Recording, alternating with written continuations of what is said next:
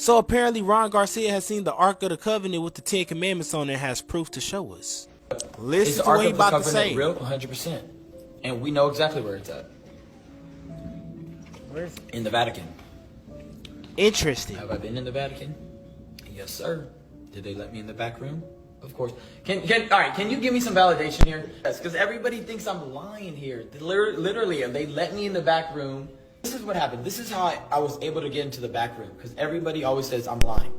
I was in the Vatican just like anybody else. People started crowding me in the Vatican. One of the security, or I guess one of the higher ups in the Vatican noticed. I said, I need some help. There's a lot of people crowding me. They let me in the back room. They liked my personality, so they start showing me everything. The robes, He's not lying. He's not jewels. lying. All right, so here's the proof. We were in Israel in June, and Bibi, one of Bibi's boys, texted me. He said, "Hey, brother, good morning. I spoke with Prime Minister Bibi Netanyahu. He would like to meet Ryan." Facts right here. Y'all can screenshot it. I don't know if y'all can see it. Here y'all go, that's facts. So for all y'all saying he's crazy for that, this actually happened. So now if the Ark of the Covenant is real, that means the 10 Commandments are real. And now I remember what Ron Garcia said when he first started coming out saying all this stuff. Is everything that he's saying, he got proof to back it up. What is the Ark of the Covenant? If you look into biblical text, for example, there was this ark that Moses stole. He had this box. He claimed it was given to him by God, but I think he stole it from the Egyptians. This is why they fled after him. An ark. Yeah, so it's this box with these cherubims on it, but these cherubims are it's really a capacitor. It generates a lot of electricity. Inside of this box is something that has so much radiation, that's what it looks like there, that you had to have on specific type of clothing, which is well described even in the Bible. Rubber boots, gloves, this type of suit with this breastplate of metal on it. This is all to prevent the radiation poisoning. When somebody didn't have it on in the Bible and they touched the ark, they would become very sick. Their hair would fall out, their nose would bleed, their eyes would bleed, their fingernails would fall off. Radiation sickness. This thing was generating some type of radiation power, some type of a generator of power of some sort. And it was connected to the Great Pyramid. It was in that box. Evidence for this, for me, that box has a gigantic piece of the granite missing off one corner, like an explosion happened from inside the box. If you look across the Grand Gallery, across the King's Chamber, there's a wall about maybe 30 feet away. The impact from that giant piece of granite that snapped off, it cut that granite on the wall, the exact shape of that corner piece. Wow. Something explosive happened there. For you to throw a piece of granite that heavy, that far, and impact that way, so there was energy in there. Now, if you go back to the story of Moses, it really was Pharaoh Akhenaten. Moses is not the real name. That's the made-up name. Pharaoh Akhenaten, who was ushering in monotheism in Egypt while he was a pharaoh, worshiping Amen-Ra, the great Amen. Amen-Ra was one of these Anunnaki people, said, look, from now on, there'll be no other God but me. That made it into the Bible. When you say thanks, you say thanks to me. You say amen. That made it into the Bible. Teach the people only to worship me, not any of my other relatives. I'm the only one and true God. And he began to do that. Then he made an order to go start defacing all the hieroglyphs and all of these statues around Egypt. That's why the noses and the ears are chipped off. That's why the faces are chipped off everywhere you go. Bodies are chipped away. It wasn't done. The hypothesis on the streets is that it was done because white people back then didn't want black people to know that there were black people in Egypt. That's actually false. The true reality is this was done in ancient times, and it was carried on by Coptic Christians long before Jesus was even born. They were still following that same monotheistic religion, and to them it was offensive to have these faces of all these gods around, because it's only one true and only one God, the great Amen. And that's why all these things were done. But Moses, when he was kicked out, so they said, look, this guy has to go. We got to get him out of here. They kicked him out of Egypt. They kicked the Pharaoh out of Egypt. He went and he took that ark out of the Great Pyramid, and he fled with his new followers. They weren't slaves. They were followers of Akhenaten. They crossed the Sea of Reeds, not the Red Sea, which they tell you in the Bible. Nobody ever crossed the Red Sea. It's a mistranslation by accident on purpose. And then when the Pharaoh realized the power source of Egypt had been stolen, the new Pharaoh, they sent the chariots after him and everything. Something has happened that's extremely important. And they kept saying, the ark has sparked, the ark has sparked. Like, what are you talking about? They were talking about the Ark of the Covenant. And I didn't know what that was then. I didn't have the history records on it yet. The Ark of the Covenant is a portal passage. It's a portal passage that has been, it used to come down in Atlantis, but now, since the Atlantean period where the grids were damaged, it was moved to Giza, Egypt. It's right literally under the Great Pyramid. And there was a certain thing that needed to happen with the Ark of the Covenant. It had to activate because of certain frequencies hitting it for the Stargate opening cycle to actually take place this time.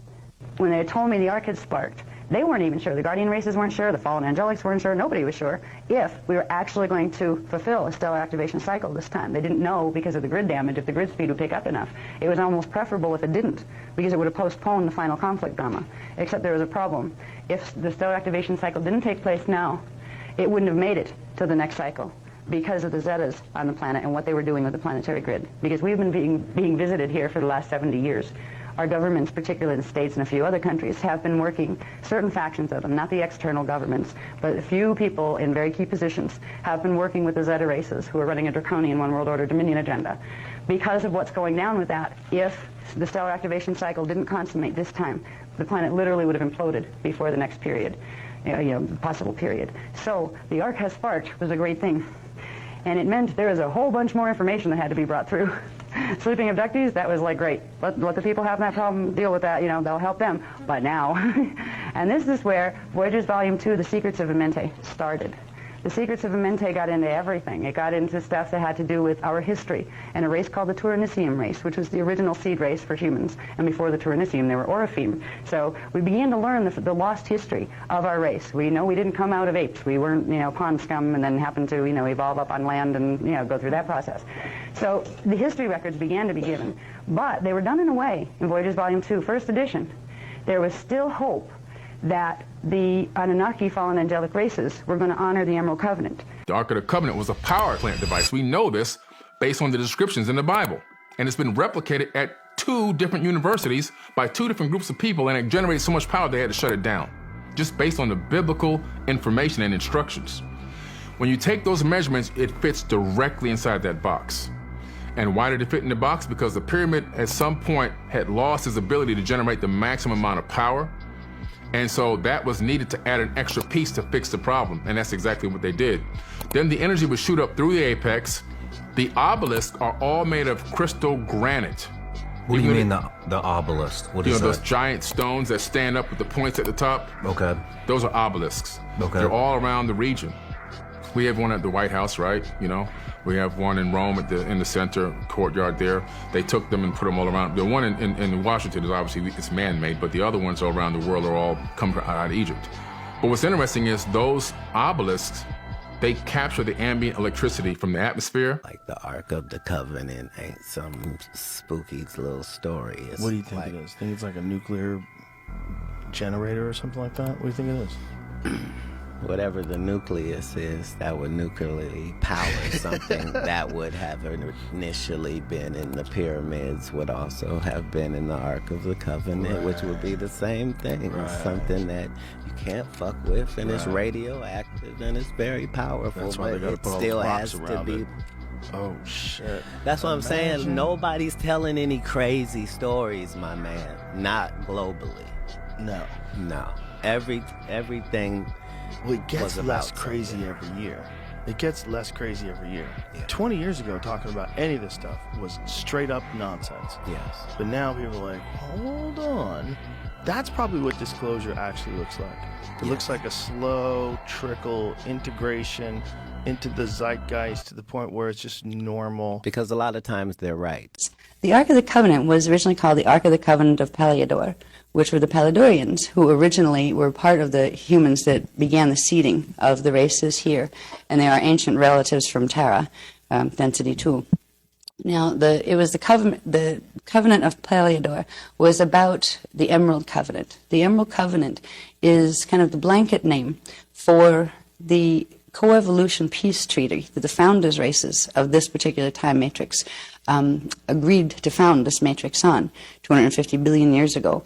And there have been versions of the Emerald Covenant that have come and gone. There's been a lot of beings that have, races that have joined it and then defected from it.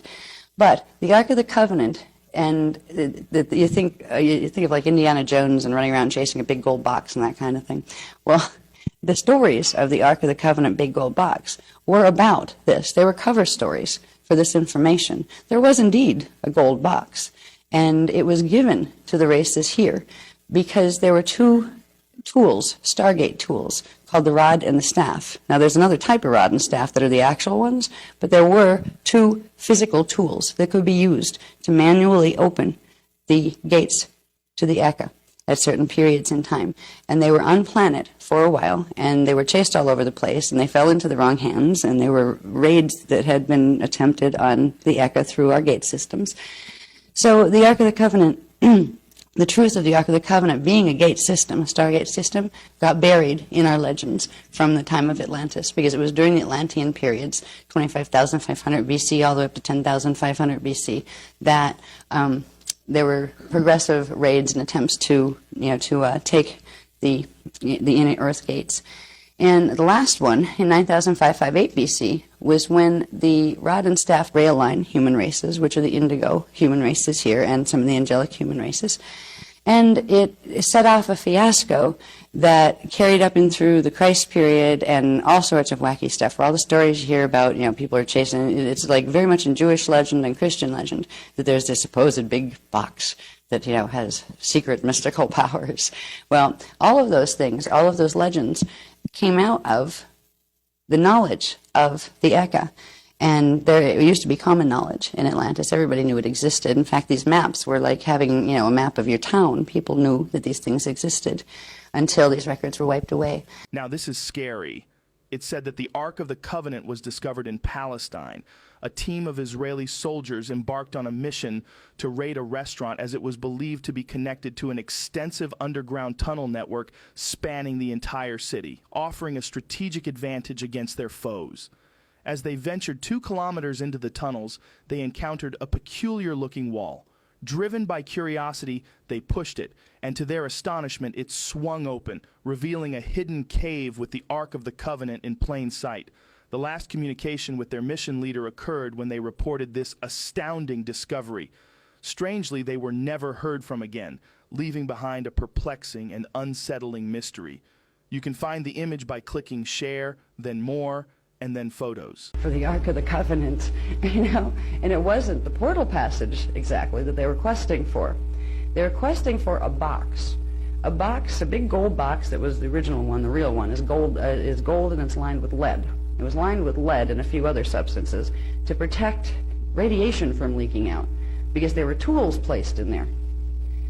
After the Atlantean flood, 9,558 BC, the humans that were put back on Earth couldn't access the inner Earth portals directly. They were on security seal. So the Guardian races were given 2 tools that came to be known as the rod and the staff. They were small tools. The staff was about 3 inches long, and they were charged with frequency from the Ark of the Covenant portal passage, so they could transmit rainbow ray frequency, even if a human body at the time couldn't. If you had one of those, you could transmit portions of the Kiriche primal light fields. Primarily, they were coded to D5 coding.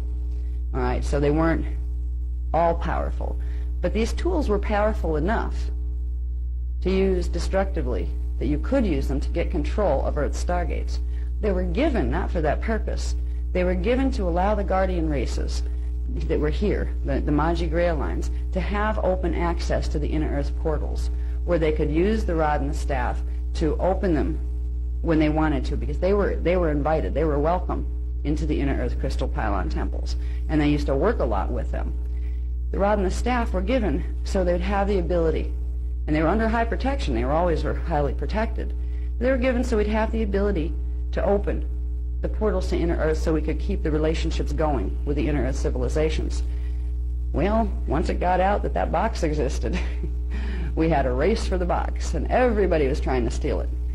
And most of our history, including the known history as far as invasions, what country invaded what country, most of it was due to either trying to get the box itself, or at times, one of the things wouldn't be in the box, it would be someplace else.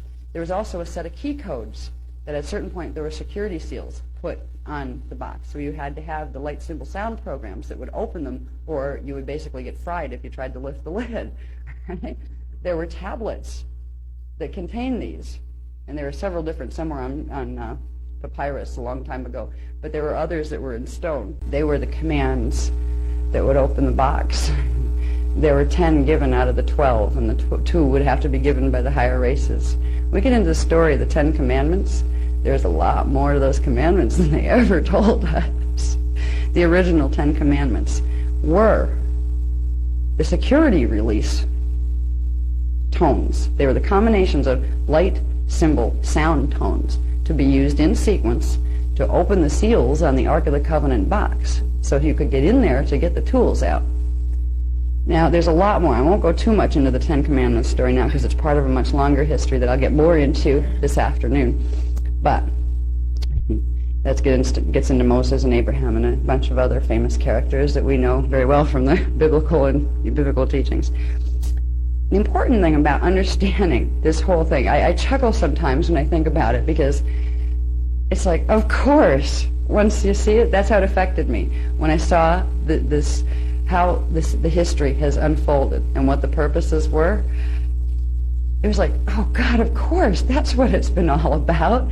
But until that point, you have no idea. It doesn't look like anything's connected with anything. It's all been about a quest for who's going to get control of these gates in the 2017 stellar activation cycle. And it wasn't the first time that quest was. Before the Ark of the Covenant box was ever made, because that was relatively recent. That was made in 540 BC, after the flood of 9558 BC. Yeah. It was, so it wasn't the quest for the Ark itself that had been the main motivator of history before that. It was the Grail quest that was before that. And the quest for the Ark is part of the Grail quest. Because the Grail, the Holy Grail of the planet, is the Templar system. It's the system of stargates that allow the perpetual life force frequencies to run through. It's the cup. This is the symbolism that has come down. The Holy Grail wasn't the cup that Christ drank out of. Well, it was, in a way, but it wasn't a cup that you hold in your hand. It wasn't a manufactured cup. It was the Holy Grail of the body that the perpetual life force currents ran through. And we all have one. It's the internal Holy Grail. There has been a quest for literally millions of years since the first seeding. The fallen angelics have been questing to get control of Earth's Templar in order to use it to get control of the crystal pylon temples and the halls of Amente stargates so they could use them to get control of this time matrix.